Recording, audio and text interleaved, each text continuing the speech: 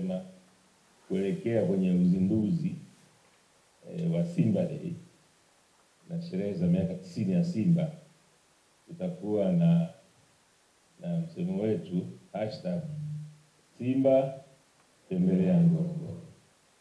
Awali ya yote, kwanza napenda nashukuru sana kamishna mkuu pamoja na bodi yako kwa kuweza kukubali ushirikiano huu. Kwanza kwa Simba, Arusha ni nyumbani. Kama kuna mkoa ambao piga makofi na Simba kupiga huwa tunasikia raha ni Arusha. Na kwa kweli tulikuwa wakati mwingine naongea na mkuu wa mkoa, anafuatilia sana ule uwanja unaisha lini, uwanja unaisha lini.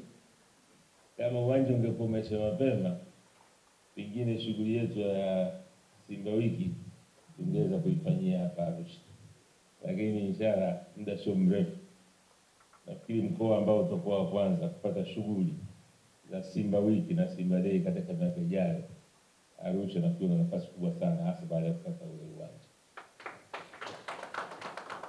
Jambo la pili ambalo ningependa kulisema, Simba ni klabu ya michezo lakini imebeba sana na mpira wa miguu. Mwaka huu ni miaka 90. Lakini katika siku za karibuni tumekuwa tunajihusisha sana na mambo ambayo yana faida pia kwa nchi. Simba ilikuwa ni klabu ya kwanza tulianza kusapoti utalii. Tulisapoti utalii kwa maana ya kwa visit Zanzibar na visit Tanzania. Lakini kama mnakumbuka, mwaka juzi tulizindua Simba Day na kitu gani kinaitwa? Nani nakumbuka? Kibegi. Ilienda mlima Kilimanjaro. Tulitangaza utalii wa mlima Kilimanjaro kwa kupitia Kibegi. Sasa mwaka huu kusherehekea miaka 90 ya Simba, tumeamua kuzindua na kusherehekea wiki ya Simba kupitia hifadhi ya Ngorongoro. Kwa hiyo ndugu kamishna mkuu wa hifadhi, naomba nikuahidi kwamba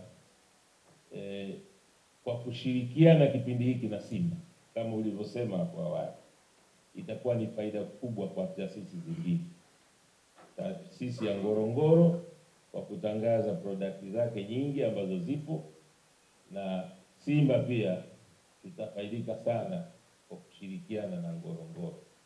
Na ni kwa sababu katika Ngorongoro watu wa Simba wanajihisi wako nyumbani, wanarudi nyumbani, ni kwa sababu katika wanyama ambao wanasema ni mfalme wa mwitu wako wengi sana pale Ngorongoro. Kwa hiyo mimi nikuhakikishie kama alivyosema CEO, mmechagua platform sahihi. Nilikuwa naangalia hapa posti moja iliyowekwa masaa 17 iliyopita.